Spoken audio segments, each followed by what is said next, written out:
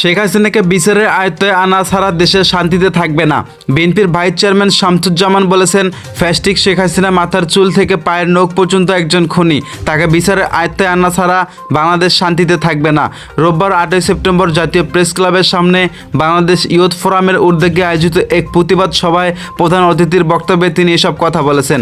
শামসুজ্জামান বলেছেন, আমাদের পার্শ্ববর্তী দেশকে আমরা বন্ধু হিসেবে জানি, কিন্তু সেই দেশের প্রতিরক্ষা মন্ত্রী যে কথা বললেন, আমি জানি না তার উদ্দেশ্য কি।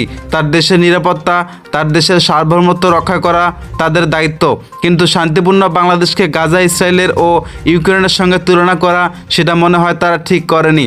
ভারতের থেকেও বাংলাদেশ অনেক দিক থেকে নিরাপদ এবং শান্তিতে রয়েছে। অন্তর্বর্তী সরকারের উদ্দেশ্যে তিনি বলেছেন, সরকারকে বলবো অনতিবিলম্বে আমাদের সেনাবাহিনীকে অর্ডার দেওয়া হোক, যাতে তারা যেন তৈরি থাকে।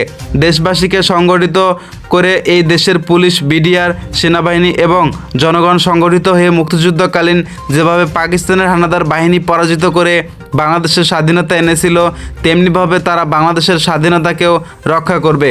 গত 1 মাস আগে আমরা যেটা দেখেছি,